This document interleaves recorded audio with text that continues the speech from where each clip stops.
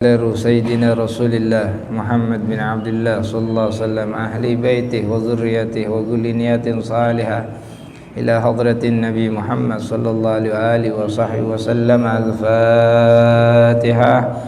أعوذ بالله من الشيطان الرجيم. بسم الله الرحمن الرحيم.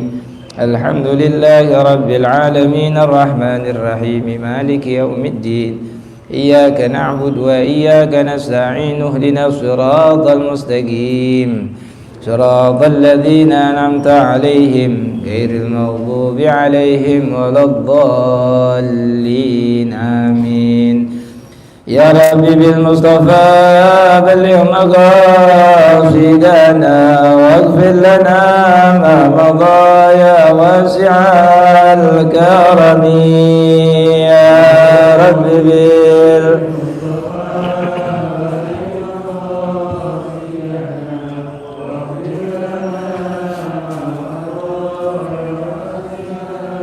يا أكرم الخلق ما لمن ألوذ به سواك عند حلول الحادث الآمم.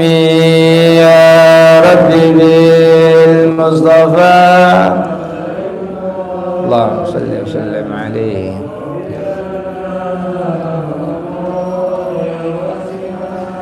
ولن يديك رسول الله جاءك به إذا الكريم تحلى باسم منتقم. يا رب بالمصطفى واغفر لنا ما مضى فإن من جهدك الدنيا وضرتها ومن علومك علم اللوح والقلم.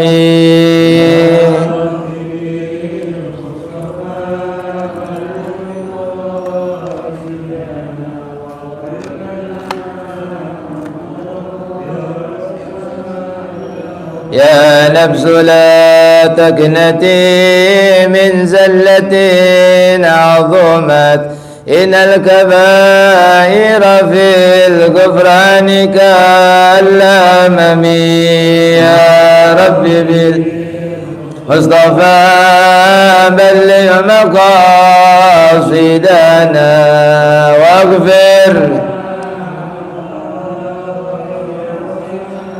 لعل رحمة ربي حين يقسمها تأتي على حسب الإسيان في القسم.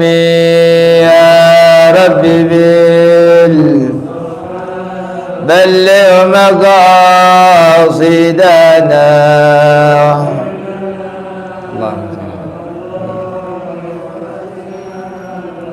اللهم صل وسلم وبارك عليه وعلى آله. بسم الله الرحمن الرحيم. الحمد لله رب العالمين. اللهم صل وسلم على سيدنا محمد النبي الأمي وعلى آله وصحبه وسلم. رضي الله عنكم. فالاستغفار أو من الملائكة فاستغفار أو من الآدميين فتضرع ودعاء. السلام هو التحية والسيد هو من ساد في قومه أو من كثر سواده أي جيشه أو من تفزع إليه الناس عند الشدائد أو الحليم الذي لا يستفزه غضب. وقد اجتمعت هذه الصفات في نبينا محمد صلى الله عليه وآله وصحبه وسلم. ومحمد yuqalu fil asli liman kasura hamdun nasi lahu likasrati khisalihil hamidah wa huwa huna alamun ala nabiyyina Muhammadin sallallahu alaihi wasallam. Wallahu a'lam bissawab. Alhamdulillah, limpahan puji kehadirat Allah Subhanahu wa taala yang mana di bulan Rabiul Awal ini, di tahun ini, Allah Subhanahu wa taala di Sabtu yang berkah ini telah mendudukkan kita di dalam istananya Allah Subhanahu wa taala di Masjid Asy-Syuhada ini dalam rangka kita bersama-sama mengerjakan fardu ain, yaitu dengan sholat subuh berjamaah. Alhamdulillah sudah kita kerjakan dan selesai kita laksanakan. Berharap dari Allah semoga sholat subuh di pagi hari ini digabul, diterima oleh Allah Subhanahu wa taala dan jadi simpanan untuk kita kelak menghadap Allah Subhanahu wa taala. Dan kita lanjutkan dengan mujalasatul ilm, duduk untuk menuntut ilmu. Semoga juga dalam duduknya kita di dalam majelis ilmu kita ini, mudah-mudahan segala kesalahan, maksiat yang telah kita lakukan sebelumnya, ini duduk kita di sini menjadikan kafarah, pengguguran daripada dosa-dosa kita yang lalu. Amin ya rabbal, sehingga kelak kita akan wafat dalam husnul khatimah. Amin ya rabbal alamin. Hadirin hadirat yang dimuliakan Allah Subhanahu wa taala, di dua minggu yang lalu kita telah ngebahas mengenai perkara sholawat kepada Nabi Muhammad sallallahu alaihi wasallam. Kali ini kita masih membahas tentang hal tersebut. Sebagaimana Allah Subhanahu wa taala telah berfirman, "Innallaha wa malaikatahu yusalluna 'alan nabi ya ayyuhalladzina amanu sallu 'alaihi wa sallimu taslima." Sesungguhnya Allah dan para malaikatnya senantiasa bersolawat kepada Nabi Muhammad sallallahu alaihi wasallam. Di sini dikatakan bahwa Allah ame malaikat yusalluna. Yusalluna itu fi'il mudhari. Kalau bahasa Arab gitu yang belajar nih, fi'il mudhari. Dan ini maknanya istimrar. Maknanya terus menerus.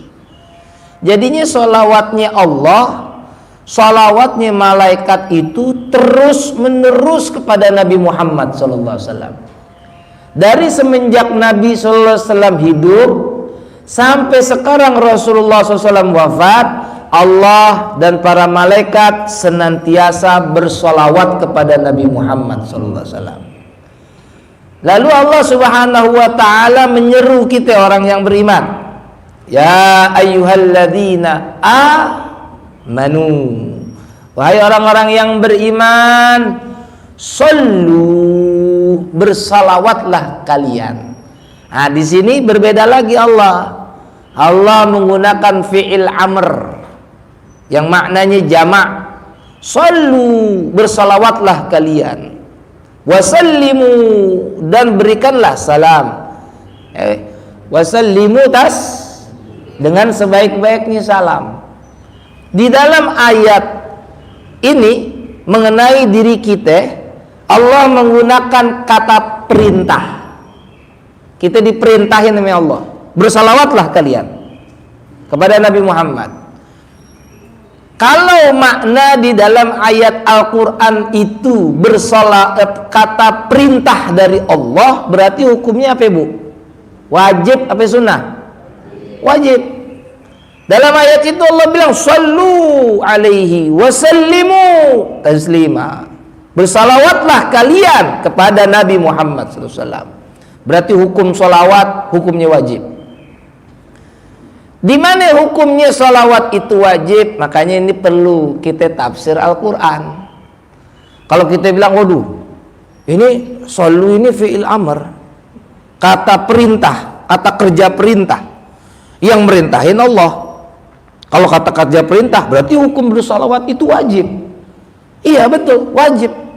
Nah, di sini kita perlu para imam-imam mujtahid kita, para ahli-ahli tafsir kita. Salah satu kita punya imam madhab, Imam Syafi'i rahimahullah, mengatakan bahwa sallu alaihi, Allah memerintahkan kita bersalawat kepada Nabi Muhammad SAW yang hukumnya wajib itu yaitu ketika kita di dalam sholat. Kita di dalam sholat, kita sholat 5 waktu atau sholat sunnah yang lainnya, itu wajib bersolawat kepada Nabi Muhammad SAW. Di mana adanya? Ketika kita di dalam tahiyat, ya kan? Baik itu tahiyat awal maupun tahiyat akhir, wajib bersolawat sama Nabi. Kalau di dalam sholat, di dalam tahiyat kita nggak bersolawat sama Nabi, semuanya sempurna. Bacaan Al-Fatihahnya, takbiratul ihramnya sempurna, bacaan Al-Qur'annya sempurna, ruku, sujud, i'tidal, terus duduk di antara dua sujudnya, duduknya sempurna. Terus salam, assalamualaikum warahmatullah, assalamualaikum warahmatullah, sempurna. Lupa baca salawat ketika tahiyat, maka sholatnya batal, sholatnya tidak sah, karena dia meniadakan salawat kepada Nabi besar Muhammad. Nah, inilah kata Imam Syafi'i, salawat kepada Nabi Muhammad SAW itu wajib adalah di saat kita mendirikan sholat.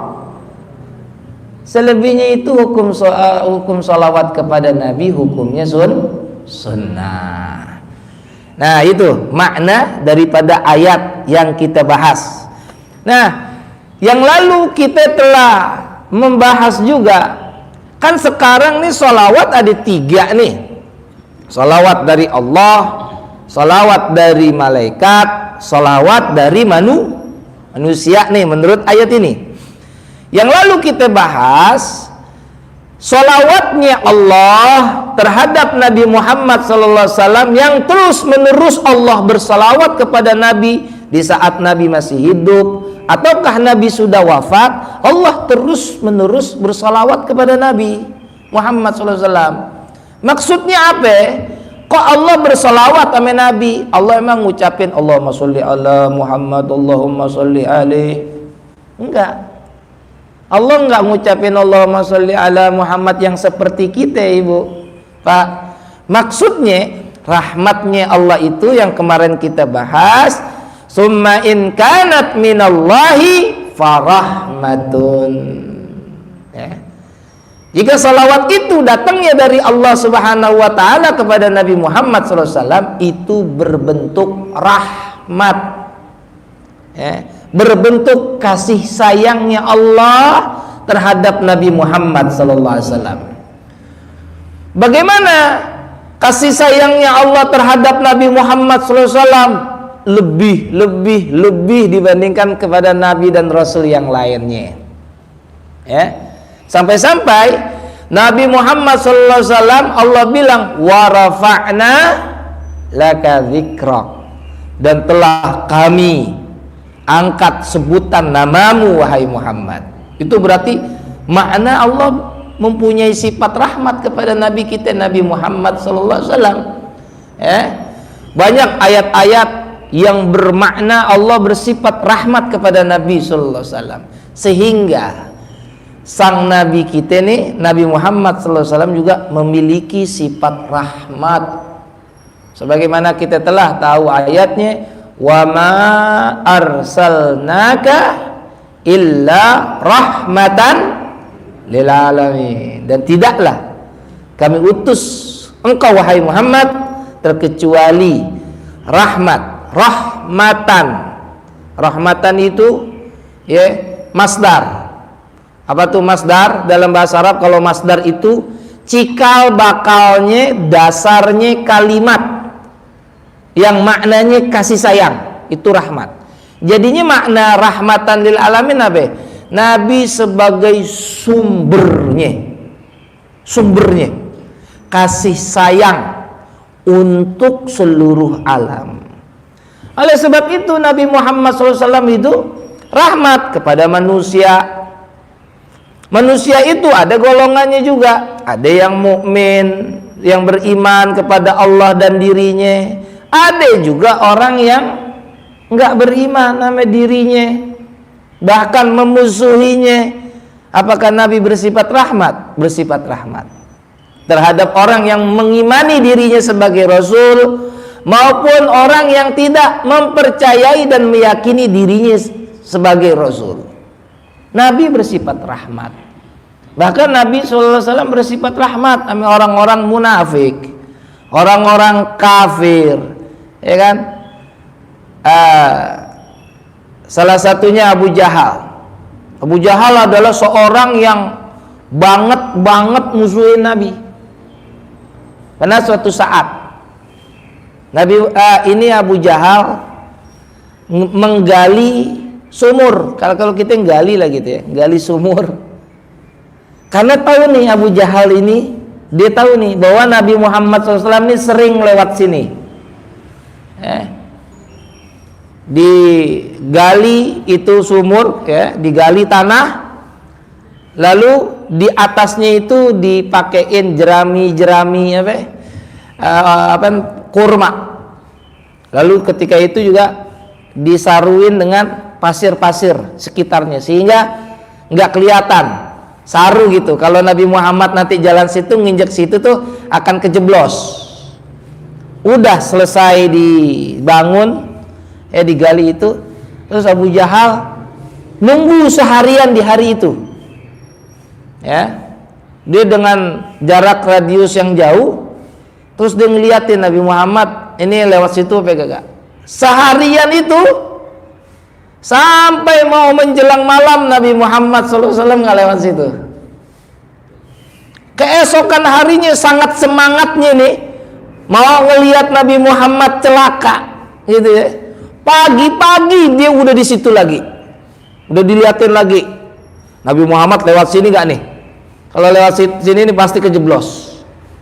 Nabi Muhammad di hari yang kedua nggak lewat situ lagi. Udah ditunggu lagi di hari yang ketiga. Di hari yang ketiga Nabi Muhammad SAW sampai menjelang mau malam nggak lewat situ juga. Udah, karena udah 3 hari ditungguin itu mau ngelihat Nabi Muhammad celaka dengan pembuatan lobang dirinya itu, udah akhirnya ditinggal dah tuh. Di hari yang keempat, ya, dia enggak lagi untuk ngelihat di tempat itu, mau melihat Nabi Muhammad celaka. Ya udah, ternyata beberapa hari dia lewat situ, Bu. Ketika lewat situ dia lupa lobang itu dia yang bikin. Di hari itu dia yang kejeblos sendiri. Maknanya apaan? Kalau makna Isa ini peribahasanya? Senjata makan Tuhan. Senjata makan Tuhan, dia yang bikin, dia yang kejeblos. Ketika dia kejeblos, subhanallah, di lubang itu dia teriak minta tolong. Ketika itu subhanallah, di hari itu Nabi Muhammad SAW lewat, baru lewat, dia kejeblos, dia baru lewat segitu ya. Dia minta tolong, Nabi Muhammad dengar ada orang minta tolong. Nggak tahu Abu Jahal di dalam lubang tersebut. Nabi Muhammad SAW tanya, ya Abu Jahal, ya Abu Hakam, kenapa kok ente bisa begini? Kata Abu Hakam, Abu Jahal bilang, nggak tahu nih wahai Muhammad. Kalau kita bahasa kita ini, maaf nih, bahasa kasar ya, brengsek banget nih orang yang bikin lubang di sini. Dibilang gitu. Padahal yang bikin lubang siapa ya? Dia dirinya sendiri katanya.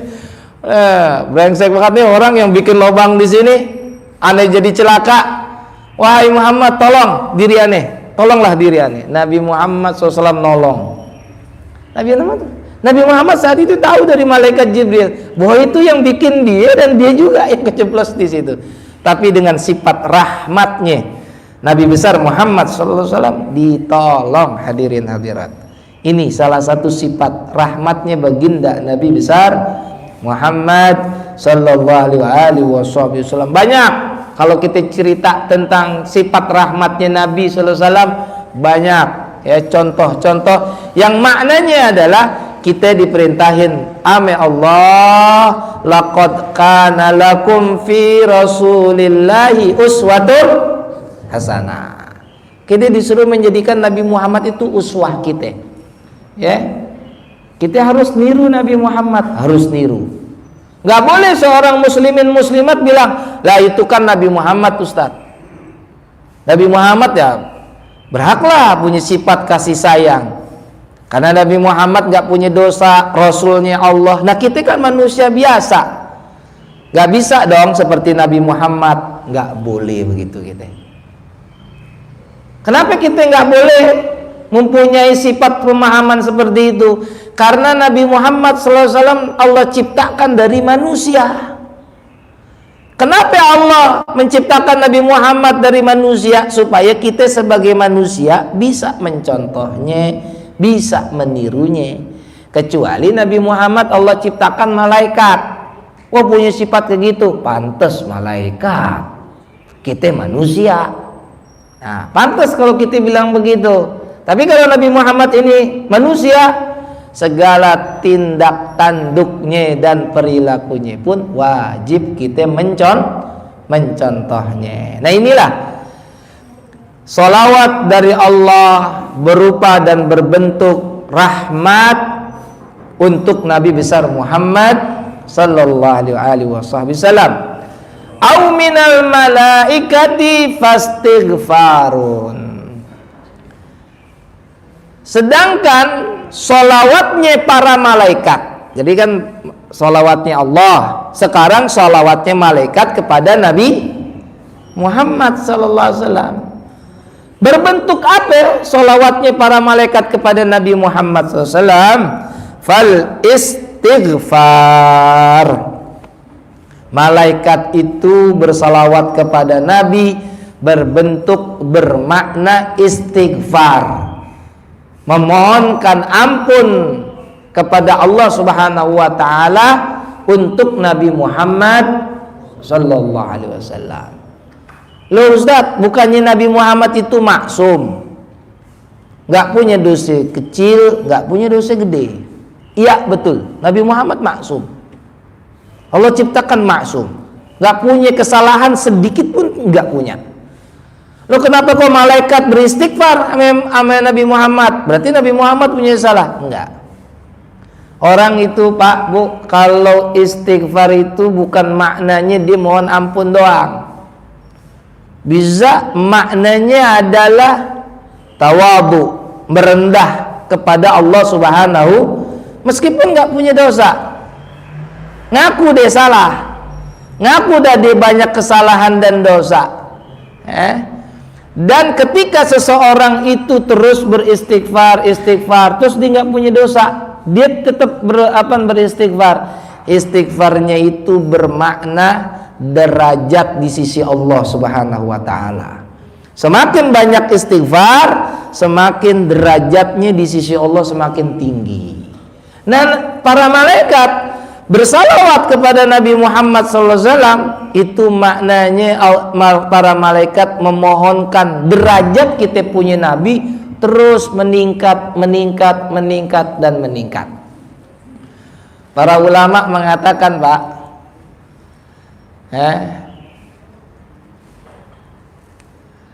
kalau seandainya nih seluruh para nabi dan rasul dari Nabi Adam sampai Nabi Isa alaihissalam semuanya kemuliaannya dikumpulin,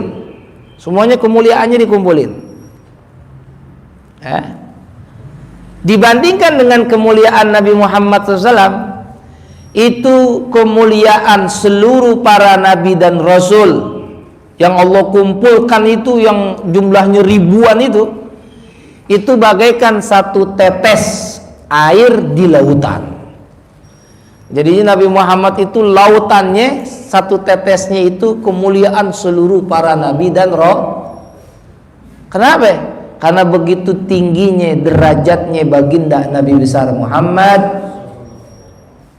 Gimana nggak tinggi? Kita punya Nabi. Para Nabi dan Rasul yang lain belum pernah melihat Allah secara langsung. Belum pernah. Tapi kita punya Nabi. Ketika kejadian Mi'raj, Nabi Muhammad SAW menembus itu semuanya, menembus cahaya itu semuanya. Sampai-sampai malaikat Jibril alaihissalam berkata kepada Nabi Muhammad yang nemenin Nabi Muhammad, ya Rasulullah, cukup batas wilayahnya sampai sini. Kata malaikat Jibril, seandainya nih aneh melangkah aja masuk ini yang dilarang oleh Allah, ini kan cahaya Allah nih, aneh masuk, maka aneh akan terjadi sesuatu pada diri aneh ya Rasulullah.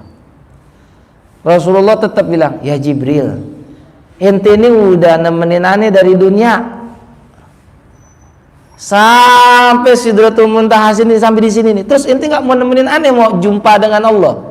Nggak bisa, wahai Jibril, engkau harus nemenin aku. Karena malaikat Jibril ini Nabi Muhammad ngedesek, ya udah. Akhiratunya itu malaikat Jibril itu masuk ke cahaya Allah yang Allah larang untuk malaikat Jibril. Allah ngelarang untuk masuk ke cahaya tersebut. Karena cahaya tersebut itu hanya orang-orang yang tertentu yang bisa menembusnya. Hamba Allah yang tertentu. Salah satunya adalah Nabi Muhammad SAW. Malaikat Jibril itu nembus cahaya tersebut. Apa yang terjadi? Yang terjadi malaikat Jibril alaihissalam tuh kan orangnya gede, tuh malaikat Jibril kan gede, besar. Satu sayapnya aja nih, sayapnya doang nih. Itu kalau bumi bisa dikempit sama malaikat Jibril, dikempit. Itu sayapnya doang itu. Satu kempitan sayapnya, belum dua sayapnya. Begitu besarnya malaikat Jibril. Ketika Nabi Muhammad SAW ada di Gua Hira, pertama kali ngelihat malaikat Jibril aja, Bu, Pak, itu langsung merinding, meriang Nabi Muhammad SAW. Ngelihat begitu besarnya itu makhluk. Sehingga Nabi Muhammad SAW pulang ke rumah Siti Khadijah dalam keadaan kalau kita bilang meriang. Terus sudah diapain? Dipakein selimut sama Siti Khadijah. Selimut dah meriang. Terus besokannya ditanya, siangnya ditanya sama Siti Khadijah, ya Rasulullah, ya Muhammad, ya suamiku, ada apa gerangan? Kok engkau seperti ini? Diceritain tuh sama Nabi Muhammad SAW bahwa dirinya telah ngelihat makhluk begini-begini, rupanya begini-begini. Kata Siti Khadijah, kalau gitu kita tanya pamanku, katanya. Pamannya Siti Khadijah ini seorang rahib. Siapa Ustaz, saya lupa namanya. Suraqah bin Naufal. Ya benar, Suraqah bin Naufal. Suraqah bin Naufal ini pamannya Siti Khadijah seorang rahib. Dari orang Nasrani. Terus begitu. Diajak ke sana Nabi Muhammad SAW dan Siti Khadijah. Berkomunikasi nih ame pamannya Siti Khadijah. Diceritain ini makhluk yang dilihat. Apa kata Suraqah bin Naufal? Kata Suraqah bin Naufal itu berkata, wahai Muhammad, yang engkau lihat itu nomus. Apa itu nomus? Ya, malaikat Jibril. Dan malaikat itu hanya bisa menampakkan dirinya kepada seorang nabi dan rasul. Kata Suraqah bin Naufal, wahai Khadijah, wahai Muhammad, diam, jangan kasih tahu siapa-siapa. Sungguh ini rahib-rahib sekarang nih lagi mau dengar kabar seorang nabi dan rasul hari ini, akhir zaman ini. Seandainya mereka tahu, dia akan datang kemari dan akan membunuhmu wahai Muhammad. Dan kata Suraqah, wahai Muhammad, seandainya aneh masih hidup ini, nanti kalau engkau diangkat sebagai seorang nabi dan rasul, seandainya aku masih hidup, aku akan mengakui engkau sebagai nabi dan rasul, dan aku akan berkorban habis-habisan untuk engkau wahai Muhammad. Jadinya dikasih tahu bahwa yang dilihat oleh Nabi Muhammad itulah malaikat Jibril alaihis. Enggak lama Suraqah bin Naufal meninggal dunia. Sebelum pengangkatan kenabian Nabi Muhammad sallallahu alaihi wasallam, di usia beliau 40 tahun Nabi Muhammad diangkat sebagai nabi dan rasul. Segitu gedenya itu Bu.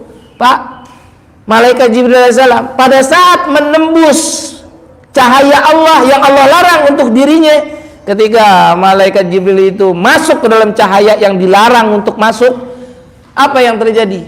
Malaikat Jibril langsung nyusut menjadi kecil. Dan malaikat Jibril alaihissalam pada saat itu berkata, "Ya Muhammad." Kalau kita bahasa kita gini, "Ya Muhammad, tuh kan Anda udah bilang, Anda udah dilarang nih sama Allah, nggak boleh di sini. Jadi Anda seperti ini nih, jadi kerdil kayak begini nih, jadi kecil banget. Seandainya wahai Muhammad, aku terus akan di cahaya yang berikutnya wahai Muhammad, bukan lagi aku kecil wahai Muhammad, akan tetapi aku akan terbakar dengan cahayanya Allah Subhanahu." Udah kata malaikat Jibril, udah engkau sudah jalan saja, engkau jalan. Ya udah, akhirnya Nabi Muhammad SAW memang dikehendaki oleh Allah untuk sendiri berjumpa dan melihat Allah secara wujudnya Allah. Udah, Nabi Muhammad itu menembus tabir itu cahaya demi cahaya demi cahaya.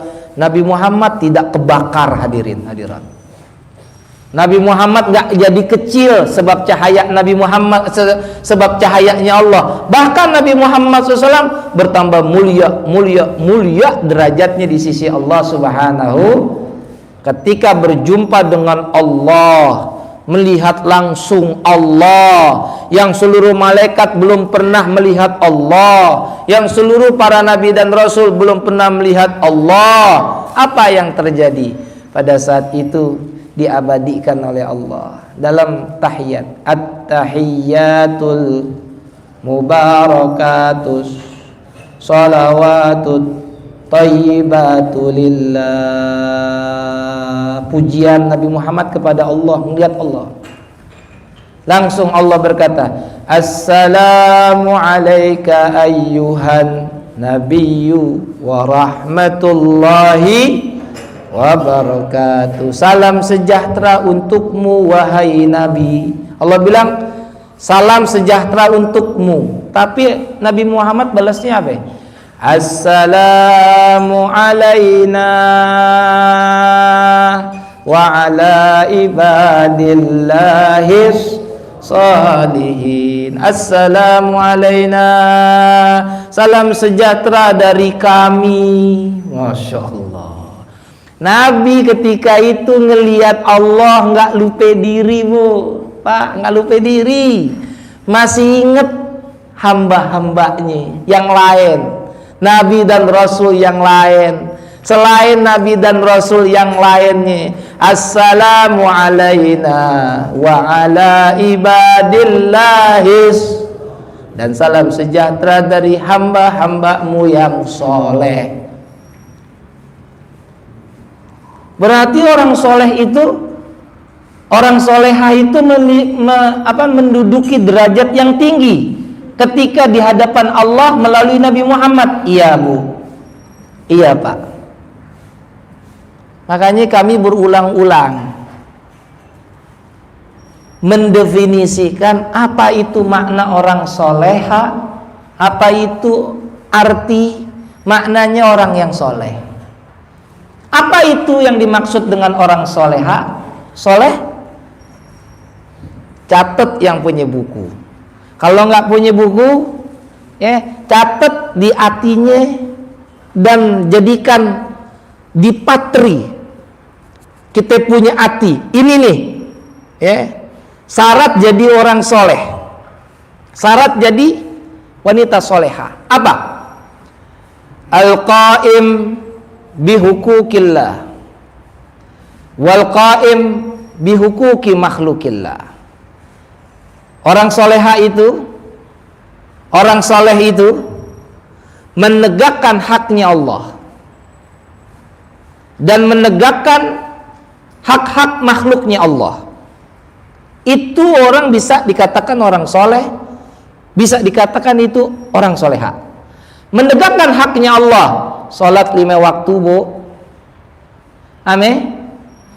puasa Ramadan bu, ditambah plus kalau ibu-ibu taat bakti suami, soleha bu, soleha. Ya kan suami itu kan termasuk menegakkan hak-haknya makhluknya Allah.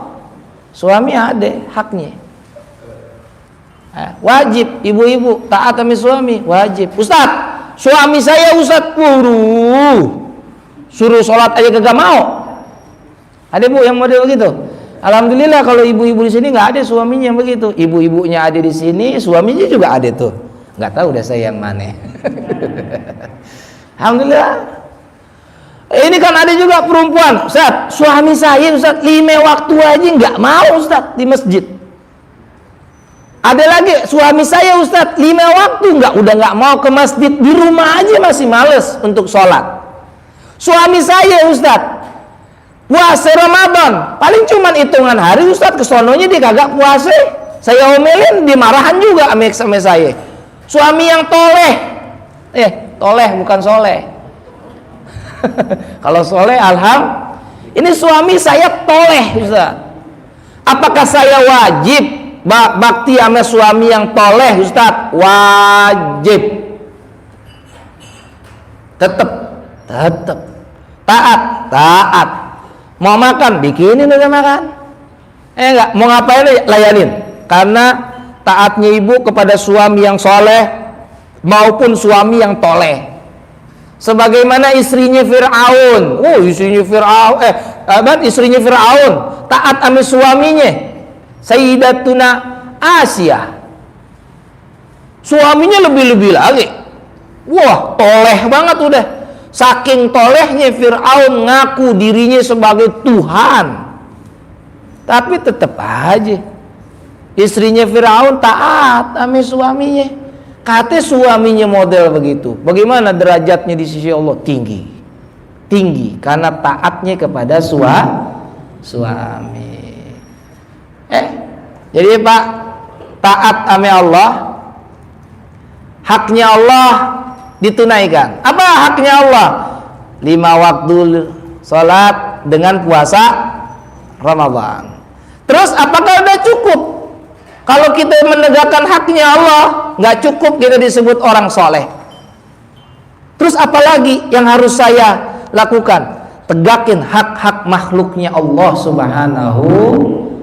Ada bu seorang perempuan di zaman Nabi Muhammad bu, sholatnya 5 waktunya rajin, sholat sunnahnya rajin, puasanya rajin, semuanya rajin. Ketika itu kata sahabat, dia punya nih perempuan ini ya Rasulullah punya kucing. Kucingnya dengan keteledorannya nggak dikasih makan, nggak dikasih minum, mati gara-gara keteledorannya. Nanya sama Nabi, ya Rasulullah, tempat nih perempuan yang ahli ibadah kelak di akhirat di mana ya Rasulullah, yang model kayak gini rajin ibadah tapi punya peliharaan kucing, kucingnya sampai ditelantarin sampai mati ya Rasulullah di dalam rumahnya ya Rasulullah. Nabi nggak panjang kalam, nggak panjang ngomong. Nabi hanya berkata, fahia dia kelak finnar di dalam nerakanya Allah. Kata Rasulullah, fahia finnar, maka kelak dia di dalam nerakanya Allah. Ibadahnya rajin tapi nggak menegakkan hak makhluknya Allah dalam neraka. Jangankan ini perempuan di zaman Nabi Muhammad SAW, ada yang ibadahnya lebih dari orang perempuan ini, iblis. Ibadahnya Masya Allah, ahli ibadah Pak. Iblis itu orang alim di zamannya sebelum Nabi Allah Adam alaihissalam. Kita punya kakek terciptakan oleh Allah, orang alim tuh iblis. Saking alimnya iblis ngajar di dunia, ngajar di langit. Iblis ngajar di dunia, ngajar di langit. Siapa yang diajarin agama oleh iblis di dunia? Para jin semuanya diajarin di dunia. Keliling itu. Jin iblis ini keliling di dunia. Jadi orang alim. Nggak cukup ngajarin agama seputar dunia, nggak cukup. Mobilitasnya bukan antar provinsi doang nih. Iblis ngajar. Antar langit. Jadi di langit pertama iblis ngajar. Siapa yang diajarin oleh iblis di langit? Para malaikat-malaikatnya Allah Subhanahu wa taala. Malaikat dari dulu punya sifat senang duduk di dalam majelis ilmu, Pak. Bukan kita doang. Malaikat tuh alim menjelaskan perkara-perkara tentang agama di jin, di para malaikat ame manusia takjub ame ilmunya jin, ilmunya iblis. Semua malaikat takjub karena begitu dalamnya ilmu syariat, ilmu tauhid yang dimiliki oleh iblis. Saya kira orang alim sekarang nggak ada kali Pak Agus ya yang model begitu ya. Ngajarnya sampai ke langit gitu, ngajarin malaikat. Wow, kalau iblis ngajar sampai langit. Kita umat Nabi Muhammad kalau bikin majelis ilmu kayak gini gimana? Bukan lagi kita yang nyamperin, Bu. Malaikat nyamperin turun ke bumi. Makanya kan ada hadis sahih kan? Yang malaikat itu kerjaannya keliling dunia. Ketika dibilang, waduh, subuh ini ada kajian nih di Masjid As-Syuhada. Udah dah, diduduk. Ketika dia duduk, sebelum duduk dia ngabarin lagi sama teman-temannya, wah, di Masjid As-Syuhada ada kajian. Gitu ya. Sehingga malaikat-malaikat yang lain tahu, mereka duduk pun bersama kita. Karena memang sejatinya, aslinya malaikat demen duduk di dalam majlis ilmu, majlis zikir yang apa? Yang dibentuk dan dibuat oleh umat Nabi besar Muhammad. Tapi ketika iblis itu dengan anugerah besar dari Allah seperti itu, lalu iblis dihikayatkan oleh Allah, wa izqulna lil malaikati isjudu li adam fasajadu illa iblis aba wastakbara wa kana minal kafirin. Itu iblis ketika diperintahin nama Allah untuk sujud kepada Nabi Adam, dia kagak mau. Tauhid, imannya sama Allah kuat, ilmunya banyak, tapi ketika dia tidak menegakkan hak makhluknya Allah yang bernama kakek moyang kita ini, yaitu Nabi Adam alaihissalam, iblis bukan orang soleh. Kesalahan iblis pada saat itu atuk doang itu, Ustaz. Iya, itu doang. Sebabnya itu doang. Dia Allah lempar dan Allah tidak akui dirinya sebagai orang soleh. Makanya kita nih Pak, untuk menuju kesoleha, ibu-ibu menuju kepada kesolehaannya juga pasti menemui gangguan dan ujian dari Allah Subhanahu. Pasti. Apalagi zaman sekarang, fitnah akhir zaman, masya Allah, kudu harus kita terus berdoa sama Allah.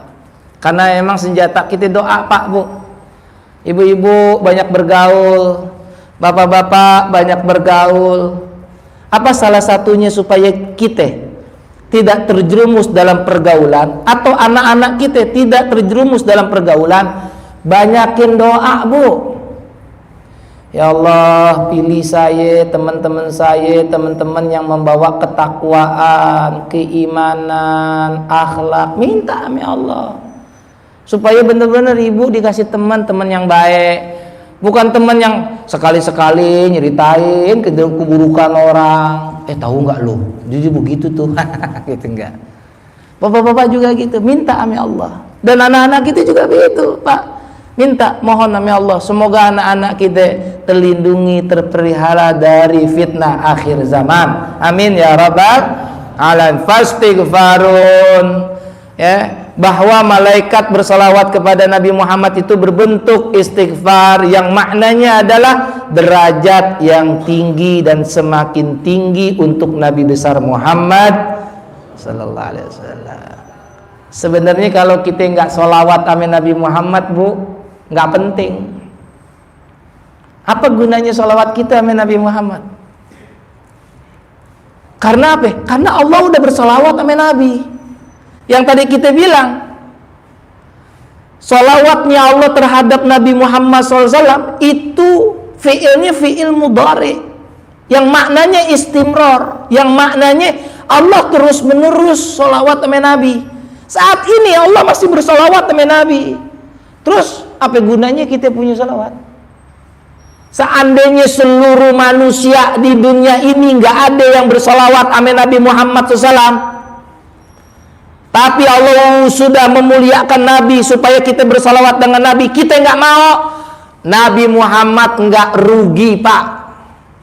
Karena apa? Udah dapat sholawat dan dari Allah dan para malaikatnya Allah Subhanahu. Nah, terus kalau sholawat kita kepada Nabi Muhammad gimana? Nah, di sini dijelasin, au minal adamin,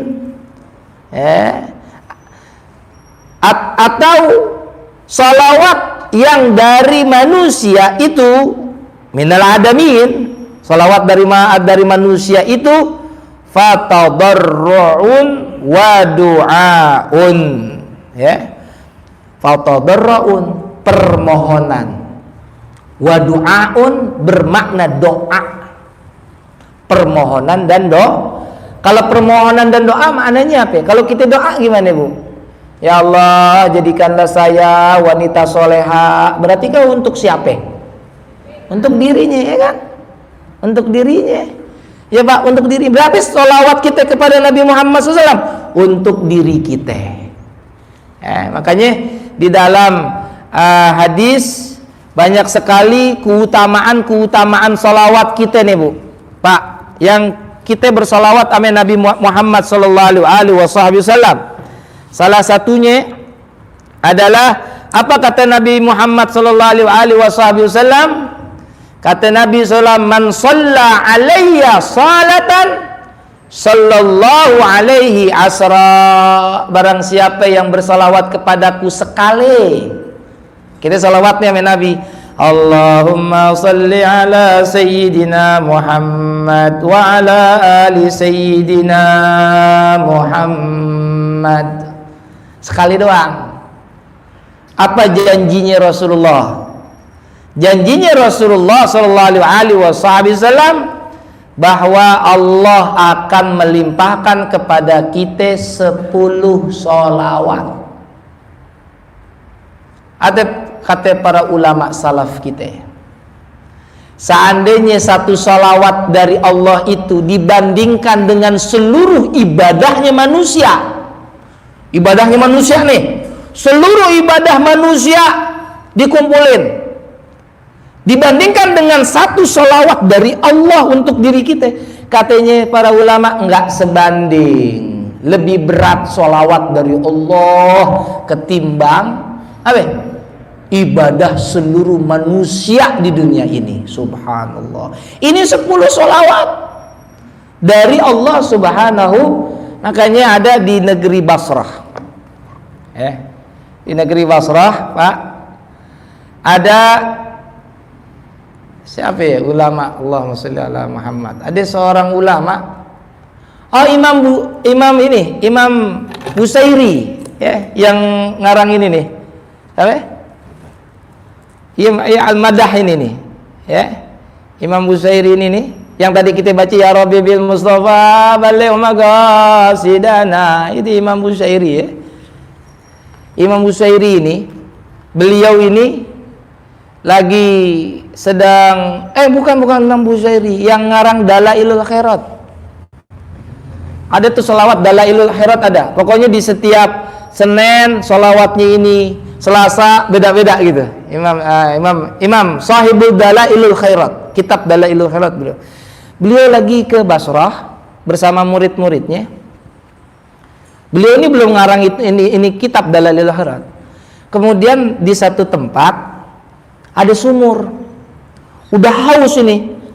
Ketika itu dilihat, aduh, atau ada sumur tuh, ya karena di sana kan padang pasir. Ketika nemuin sumber mata air, girang karena bisa minum. Ketika sampai di sumurnya nggak ada timbangannya, kagak ada talinya, kagak ada embernya. Gimana harus ngambil air tersebut? Terus imam tersebut udah, karena nggak bisa begitu, ya nggak bisa ngambil air, ya udah diem aja di sekitar itu. Ya. Subhanallah, ada anak kecil lagi ngembala kambing-kambingnya. Ketika itu kambingnya sudah aman, terus menghampiri sumur tersebut. Dibilang, "Tuan, assalamualaikum." "Waalaikumsalam." "Tuan mau ngapain ke sini?" Katanya anak. Katanya nih Imam Dalailul Khairat berkata, "Saya mau minum, nak." "Mau minum?" "Iya, saya mau ngambil air di sumur, nggak ada tali, nggak ada embernya." Kata ini anak kecil dibilang, "Oh Pak, kalau di sini kita untuk mendapatkan air bukan pakai tali sama ember." "Loh, pakai apa, nak?" Ayo sini saya kasih tahu." Sini saya kasih tahu. Nih, begini caranya, Pak. Ini sumur nih dalam. Oh, di Arab itu kan sumur la ilallah, bukan kayak kita puluhan meter, ya kan? Ini lebih dalam karena sumber mata air itu di gurun pasir.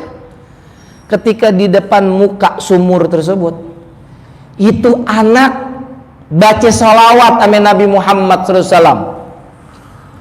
Dia iniin kepalanya, ya, di sumur tersebut. Dia berkata, "Allahumma salli ala Sayyidina Muhammadin wa ala ali Sayyidina Muhammad." Subhanallah, apa yang terjadi, Pak Bu? Itu air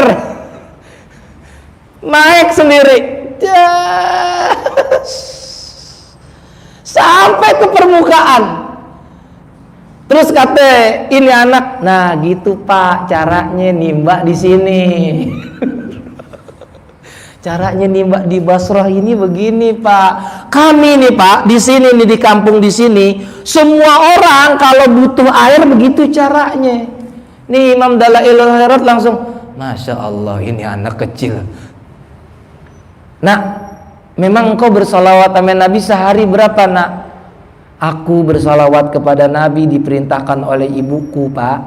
Sehari 3.000 bersalawat sama Nabi Muhammad SAW."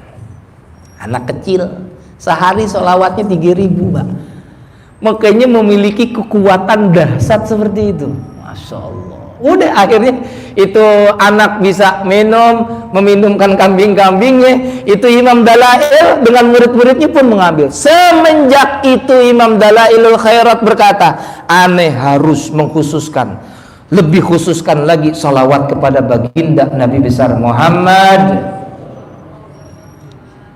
Itu keutamaan salawat. Terus ada lagi nih, Pak, cerita yang menarik. Insyaallah 10 menit lagi jam 6, nggak apa-apa ya Bu ya. Ada cerita yang menarik. Ada orang miskin, dia punya usaha. Lalu ketika dia usaha, alhamdulillah ada perkembangan tapi dikit. Dia pengen usahanya ini lebih lagi meningkat. Lalu dia datang ke mana? Ke orang kaya, kenalannya dia. Datang minjem modal. Ketika minjem modal, berapa ente mau minjem modal? Ane mau minjem modal 3 dirham, 3 keping emas, 3.000 keping emas. Terus ente kalau ane kasih modal apa ya jaminannya? Ane nggak punya jaminan, Tuan. Tapi insya Allah dalam setahun ane akan kembaliin ente punya modal. Yakin ente? Yakin? Ane udah punya usaha soalnya. Ini usaha ane ini udah mulai berkembang. Kalau ane tambahin lagi akan lebih berkembang, Tuan. Oh baik. kita ngadakan perjanjian, jatuh tempo setahun. Seandainya ente nggak bisa dalam setahun mulangin ini duit aneh, maka ente di hari itu juga, jatuh tempo itu juga, ente harus masuk penjara. Setuju ente? Setuju Tuan? Saya yakin usaha saya pasti berkembang. Baik, udah tanda tangan. Kesepakatan sudah terjadi. Dikasih duit 3.000 dirham. Ambil. Dalam jangka waktu 6 bulan dia usaha bangkrut. 6 bulan doang bangkrut. Dia kelimpengan, kalau kita bilang kelimpengan, gimana nih? Akhirnya ini masih ada waktu 6 bulan nih, udah di usaha yang lain juga begitu. Akhirnya jatuh tempo itu dia nggak bisa ngulangin duit. Kata si orang kaya, udah, ayo kita ke hakim. Ini keputusan harus ke hakim. Ini aneh punya buktinya. Intinya dalam setahun ini nggak bisa ngulangin aneh punya duit. Ayo kita ke hakim. Hanya di berdua ke hakim. Apa kata ketika hakim ngelihat perjanjiannya? Ya ini sih Pak, udah ente harus langsung dipenjara hari ini. Kata ini orang, janganlah hakim. Saya minta waktu. Besok sehari ini aja. Sehari ini saya minta waktu. Saya akan usahakan nyari itu 3.000 dirham ini. Kata hakim nggak bisa ya ahi. Ente ini perjanjian ame ini tuan, ini orang kaya ini, ente ini perjanjiannya dalam jangka waktu tempo itu ente nggak bisa mulangin, ente harus masuk penjara. Sekarang ente harus masuk penjara. Tolong tuan, saya ini kalau di penjara, istri anak saya pastinya nggak bisa nyari duit. Tolong kasih saya waktu. Sehari ini saja, saya akan usahakan akan nyari duit. Oh, kata hakim gimana tuan?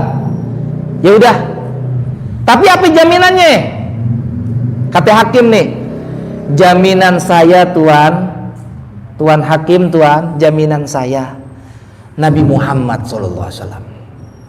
Nabi Muhammad nih jadi jaminan. Ini karena ini jaminannya Nabi Muhammad SAW. Ini hakim ame si tuan ini emang bener-bener orang ahli ibadah. Tadinya mencibir. Akhirnya ya udah jaminannya udah nggak punya jaminan, alasan aja jaminannya Nabi Muhammad. Baik, kata hakim melalui kesepakatan si tuan itu. Baik, ente sehari ini, besok harus pulangin. Iya, insya Allah ane dapat duit untuk ngulangin ane punya utang. Dia pulang. Istrinya di rumah bu, istrinya soleha, masya Allah soleha. Dibilang kalau kita bahasanya begini bu, lah bang, kok bisa pulang bang? Lah kan abang mau langsung dipenjara. Nah jatuh tempo ini hari kok bisa pulang? Suaminya cerita, bu alhamdulillah, bapak hari ini nggak langsung dijeblosin ke penjara. Kok bisa bang?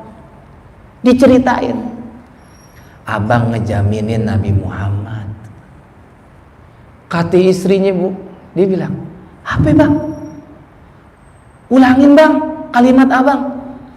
Abang ngejaminin Nabi Muhammad sehingga abang nggak dijeblosin ke penjara. Bang, ulangin bang omongan abang. Iya neng, abang ngejaminin Nabi Muhammad SAW sehingga abang nggak dijeblosin penjara hari ini. Seharusnya abang dijeblosin penjara. Bang, abang ngejaminin Nabi Muhammad, lalu abang bisa nggak dipenjara hari ini, harus dipenjara. Iya, abang ngejaminin Nabi Muhammad.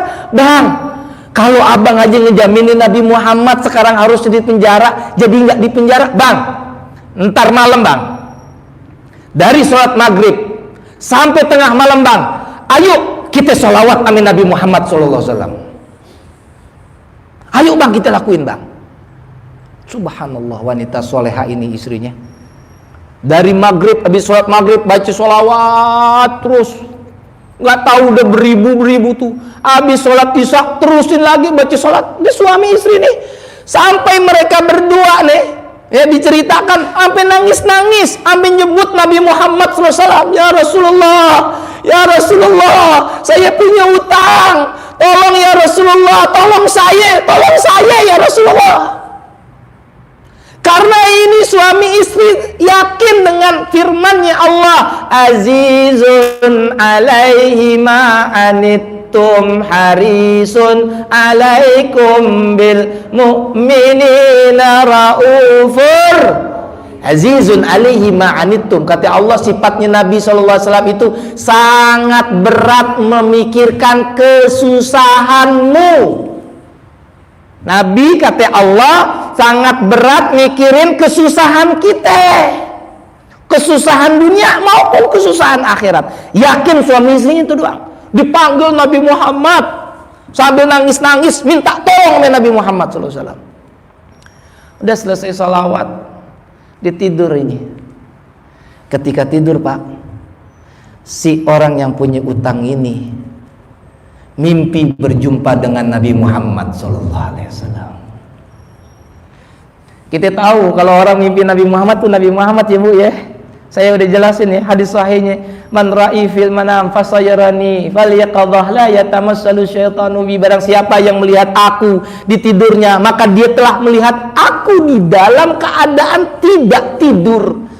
Dan tidak ada satupun setan yang bisa menyerupai diriku, kata Nabi Muhammad SAW. Mudah-mudahan kita bisa ketemu Nabi Muhammad. Apa kata Nabi Muhammad terhadap orang ini? Ya fulan, aku nabimu Nabi Muhammad SAW. Engkau minta tolong kepadaku, aku datang sekarang, kata Rasul.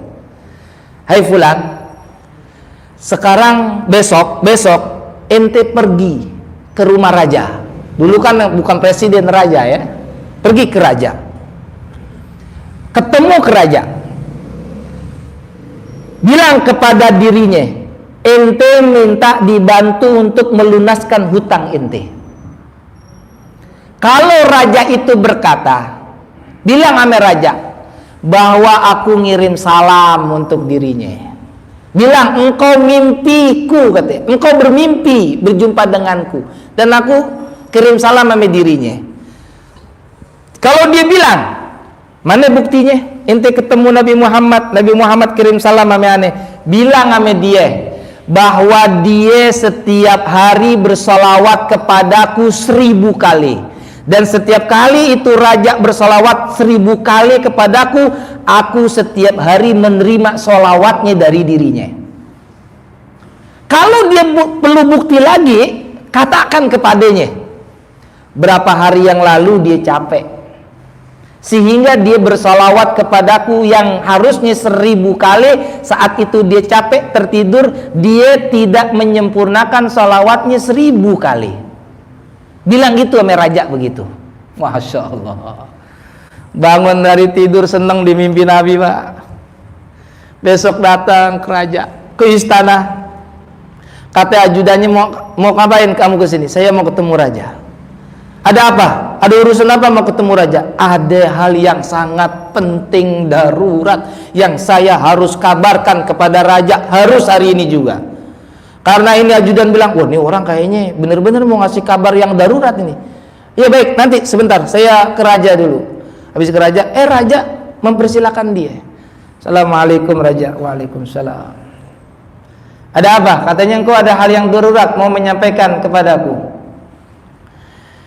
Dia bilang sama raja, raja, aku semalam bermimpi Nabi Muhammad SAW. Allahumma sholli ala Muhammad, kata raja. Engkau mimpi Nabi Muhammad? Iya, mimpi Nabi Muhammad. Dan engkau dikirim salam sama Nabi Muhammad SAW. Itu raja cuma senyum doang. Kata Nabi, orang zaman sekarang juga bisa mimpi Nabi, ngaku-ngaku. Mana buktinya ente ketemu Nabi? Katanya aneh dikirim salam ya Nabi. Subhanallah, Nabi tahu sebelum nih ucapan ini raja. Kalau raja itu nggak percaya, perlu bukti bilang, raja, sebenarnya Nabi udah kasih tahu saya. Pasti engkau tidak percaya. Tapi Nabi suruh aku nyampaikan ini dan buktinya. Apa buktinya engkau mimpi Nabi Muhammad? Raja, kata Nabi Muhammad SAW, engkau setiap hari sholawat 1000 kali. Dan kata Nabi Muhammad, setiap hari engkau sholawat kepada Rasulullah 1000 kali, Rasulullah selalu menerimanya. Langsung itu raja tertunduk nangis. Apa kata raja? Ya Allah, ane punya istri aja nggak tahu ane punya amalan setiap hari ane bersalawat kepada Nabi Muhammad 1000 kali. Ente tahu melalui Nabi Muhammad. Shadaqta ya akhi. Kalau begitu ente bener, ente mimpi Nabi Muhammad sallallahu alaihi wasallam. Raja, bukan saja Nabi Muhammad membuktikan itu kepadaku dalam mimpinya, tapi ada satu bukti lagi raja. Aku bermimpi dengan Nabi Muhammad sallallahu alaihi wasallam. Apa? Berapa hari yang lalu engkau bersalawat kepada Nabi Muhammad biasanya 1000 kali. Berapa hari yang lalu karena kelelahan dirimu sehingga engkau tidak menuntaskan 1000 itu. Itu raja tambah nangis, Pak. Ya Allah, sedekah benar engkau, benar. Hari yang lalu aku bersalawat sama Nabi karena kelelahan aku tidak bisa menyempurnakan 1000 kali. Betul wahai akhi, betul. Sedekah. Terus dibilang, Raja, sebenarnya aku datang ke sini ada hal yang penting untuk kebutuhanku. Nah, ini baru dah nih endingnya nih, maksudnya nih. Apa kata raja? Raja, aku punya utang 3000 dinar sama seseorang. Hari ini harus aku lunaskan juga. Kata raja nih, 3000 dinar. Untuk ente punya utang. Terus kata Rasulullah, aku datang di sini, engkaulah yang akan membayarnya ya raja. Kata ini raja, oh kata Rasulullah begitu, kehormatan untuk diriku. Baik, aku diambilin 3000 dinar. Nih 3000 dinar, bayar utang ente sama itu orang. Ini lagi kata ini raja, 3000 dinar untuk dirimu. Ini aku kasih hadiah karena aku tahu aku pertama dapat salam dari Nabi Muhammad, dan aku tahu bahwa salawatku yang 1000 kali setiap hari aku bersalawat kepada Nabi Muhammad semuanya diterima oleh Nabi Muhammad. Nih sekarang 3000 dinar buat inti. Berarti ada berapa Bu? 6000 di. Wah, ini orang girang langsung datang ke pengadilan. Sampai di pengadilan, sebelum sampai di pengadilan, masuk pengadilan, itu hakim udah ada di depan pengadilan, seakan-akan lagi nungguin orang. Dia bilang, ketika ngelihat tuh orang itu, hakim langsung ahlan wa sahlan wa marhaba, senang banget. Cepat kata hakim, mari. Ya akhi, langsung dipeluk sama si hakim, hakim dengan nangis ini si hakim. Ya wahai akhi, katanya, wahai saudaraku, ya Allah, aku terima kasih kepadamu. Ada apa hakim? Ane tadi malam mimpi Nabi Muhammad sallallahu alaihi wasallam. Kata Nabi Muhammad, ane suruh ngelunasin ente punya utang. Ini kata ini hakim, 3000 dinar ente untuk lunasin ini utang. Sekarang juga ini 3000 dinar ente bawa ke rumah tuh orang supaya ente nggak dijeblosin di penjara nih hari ini juga. Masya Allah, berarti dipunya duit berapa itu? Hah? 9.000 dinar. Dia langsung ke rumah itu yang punya utang. Assalamualaikum. Waalaikumsalam. Ahlan wa sahlan ya akhi. Ya Allah, dipeluk kami itu orang yang ngutangin. Ya Allah, sampai nangis. Ya Allah, terima kasih wahai saudaraku, terima kasih. Ada apa Tuhan? Ya Allah ya akhi, wahai saudaraku, terima kasih banyak. Berkatmu tadi malam aku berjumpa dengan Nabi Muhammad SAW. Subhanallah, Nabi Muhammad hadir juga mimpinya Bu.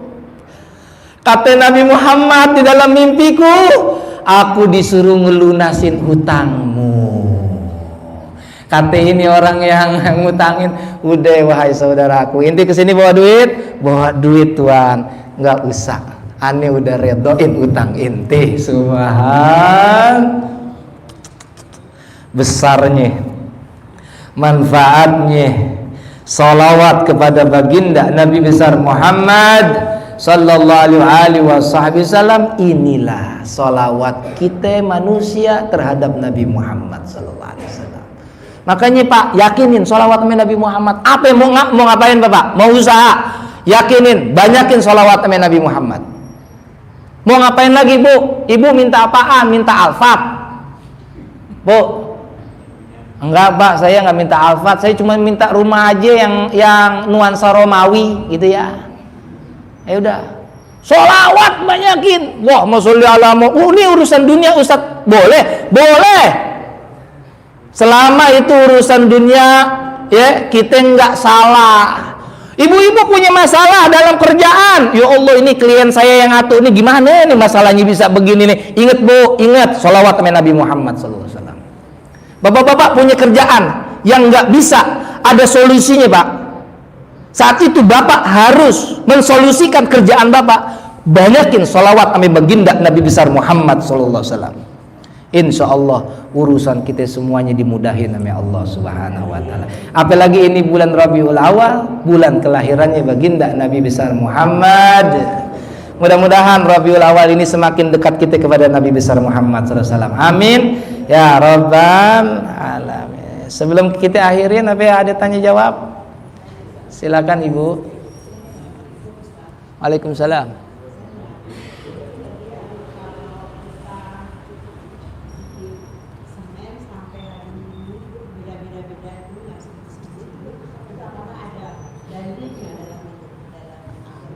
Ya,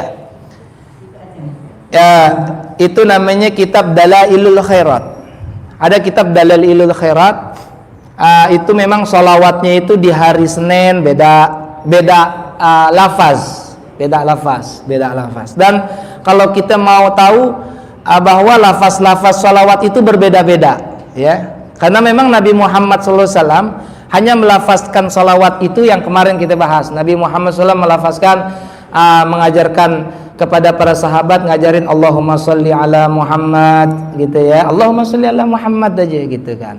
Ada yang Nabi SAW ajarkan kepada Nabi Muhammad, kepada para sahabat lafaz yang lain. Kemarin Allahumma sholli ala Sayyidina Muhammadin abdika wa rasulikan nabil ummi wa ala alihi wa sahbihi wa sallim taslima gitu kan. Nabi Muhammad SAW tuh memberikan berbeda-beda sholawat. Terus sekarang sholawat yang di kitab tersebut itu kan berbeda-beda. Hari Senin sholawatnya ini, gitu kan? Ini. Apakah itu berdalilkan? Jadinya yang namanya rukun sholawat itu ada, Bu. Nabi Muhammad SAW bilang, Allahumma sholli ala Muhammad. Itu adalah semuanya rukun. Ada makna Allahnya, kalimat Allah, karena kan salawat itu maknanya zikir, harus ada kalimat Allahnya.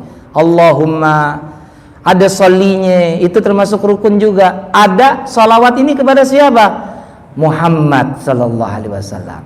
3 rukun ini, kalau misalnya ada seseorang di zaman sekarang, saya mau ciptain salawat kepada Nabi Muhammad gitu ya, misalnya salawat Al-Fatih gitu kan, salawat lagi ya, ada lagi salawat yang kita baca salawat Badr kan gitu ya, seringannya kita salawat Badr, salatullah salamullah ala taha rasulillah, salatullah salamullah ala yasin Habibillah. Itu kan yang ngarang itu salah satu kiai. Itu kiai itu, Bu. Itu sholawat di hadis Nabi Muhammad nggak ada. Sholawat Badr nggak ada. Itu memang dikarang oleh ulama gitu. Tapi saya mau cerita di sini, Bu. Maaf, mau cerita di sini bagaimana kronologis itu sholawat. Supaya ibu-ibu kalau baca itu penuh dengan ini sholawat ada ceritanya nih. Jadinya kita punya kiai bukan habaib yang mengarang, itu kiai Al-Fakir lupa namanya, itu dikarang itu sholawat ya di saat di 17 Ramadan ketika peristiwa Ahlul Badar. 17 Ramadan itu dikarang itu sholawat.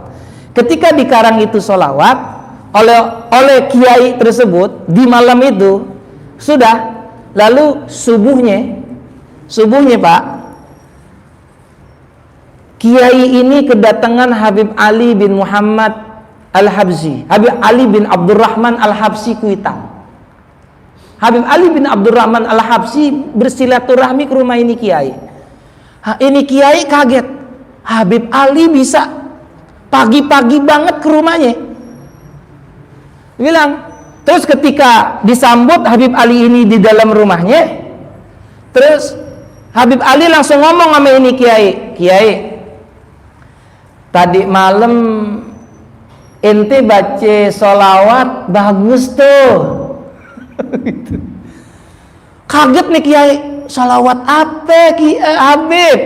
Itu yang salatullah salamullah ala toha rasul. Kiai langsung, lah kok Habib bisa tahu Beb? Ane ngarang tadi malam, istri ane aja belum tahu Beb, baru tadi malam Beb. Katanya Habib Ali Kuitang, tadi malam kan ente baca di hadapan Nabi Muhammad. Ya Allah Beb, kok Habib tahu ane begitu Beb? Jadi tuh orang nih Kiai habis itu mengarang itu sholawat, langsung konten selesai itu dia mimpi Nabi Muhammad, lalu sholawatnya itu dibaca di hadapan Nabi Muhammad. Apa kata Habib Ali Kuitang? Ya iyalah saya tahu, tadi malam ente baca di hadapan Nabi Muhammad SAW tuh ane juga hadir. Masya Allah, ane juga hadir. Sekarang mana ane lihat ente punya sholawat diminta sama Habib Ali Kuitang. Nah jadinya salawat yang dikarang oleh Imam Dalailul Khairat itu per hari itu ya, dan lafaznya itu berbeda-beda, itu enggak, kalau dikatakan dalilnya mana Ustaz? Tidak ada di dalam hadis salawat yang sama yang dikarang oleh Imam Dalailul Khairat. Tapi para imam-imam kita, para ulama-ulama kita tahu disebut itu salawat kalau ada terpenuhi rukunnya. Apa rukunnya? Makna kalimat Allahnya ada, makna salawatnya ada. Dan salawat itu kepada siapa? Kepada Nabi Muhammad. 3 rukun ini adalah yang tidak bisa untuk dihilangkan di dalam kalimat salawat. Gitu. Maaf Ustaz, maksudnya bukan ini ya. Oh gitu. Kalau misalnya hari Senin kita zikir misalnya la haula wala quwata. Oh. Hari Selasa sallallahu alaihi wasallam, Rabu astagfirullah sifat. Oh Imam Ghazali benar Ustaz. Hari Kamis itu apakah dibolehkan atau dan ada? Itu adalah zikir yang dianjurkan oleh Imamul Ghazali, Bu. Imam Muhammad bin Ahmad Al-Ghazali. Jadi Imamul Ghazali itu punya zikir hari Senin la ilaha illallah 1000 kali, hari Selasa istighfar 1000 kali, hari Rabu subhanallahi wa bihamdihi subhanallahil azim 1000 kali, gitu kan. Itu jadinya tertib dari Imamul Ghazali. Dan Imamul Ghazali itu tertibnya dari siapa? Berdasarkan hadis baginda Nabi besar Muhammad SAW. Itu ada di dalam kitab Ihya Ulumuddin. Kitab Ihya Ulumuddin ini, Bu, saya boleh cerita.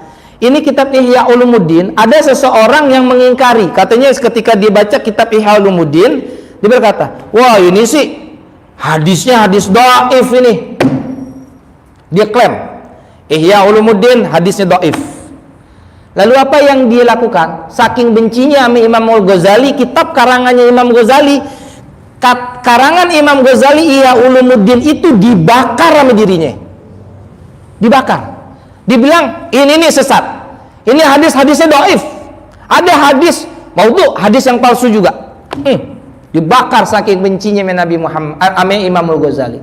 Konten malamnya dia berjumpa dengan Nabi Muhammad SAW. Ketika berjumpa dengan Nabi Muhammad SAW, Nabi Muhammad langsung tanya sama ini orang, kenapa engkau membakar kitabnya Muhammad bin Ahmad Al-Ghazali? Ya Rasulullah, aku membaca kitabnya Imam Ghazali itu banyak banget hadis yang dhaif, bahkan hadis yang palsu ya Rasulullah. Di depan Nabi dia ngomong itu. Lalu Imam Ghazali dipanggil sama Nabi Muhammad. Ditanya sama Nabi Muhammad, engkau ada kitabmu wahai Ghazali? Ada ya Rasulullah. Rasulullah SAW langsung dalam mimpi ini orang per lembar Nabi Muhammad, ya, dilihatin sama Nabi Muhammad, dibaca sama Nabi Muhammad SAW. sampai akhir. Apa kata Nabi Muhammad SAW? Nabi Muhammad ini yang ngomong, wallazi nafsi biyadi, demi diriku yang ada di genggamannya Allah Subhanahu wa taala, kata Rasul, tidaklah aku lihat pada karangan Muhammad bin Ahmad Al-Ghazali nggak ada pun satu hadis dhaif maupun hadis palsu, kata Rasulullah. Apa kata Rasulullah? Pukul dia, karena dia telah membakar hadisku, kata Rasulullah SAW. Ini ulama langsung dipukul. Nah, kalau kita bilang dipecut, beberapa kali.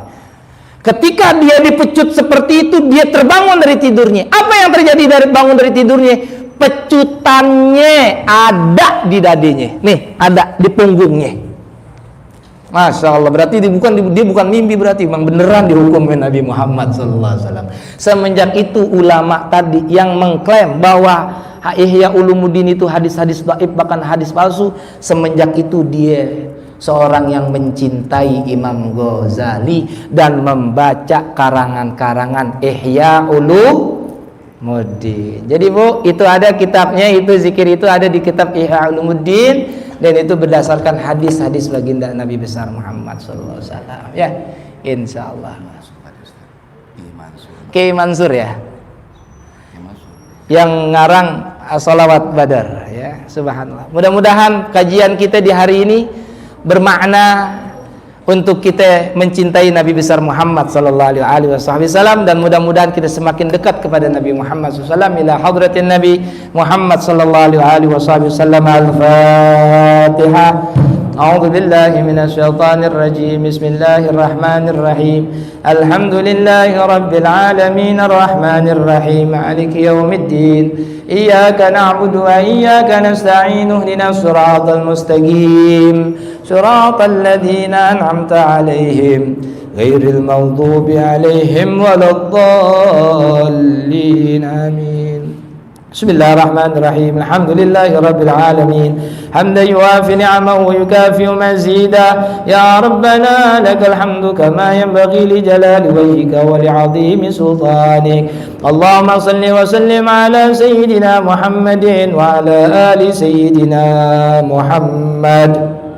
اللهم إنا نسألك علما نافعا ويقينا صادقا وعملا متقبلا ورزقا حلالا طيبا مباركا. سبحانك اللهم وبحمدك نشهد أن لا إله إلا أنت نستغفرك ونتوب إليك.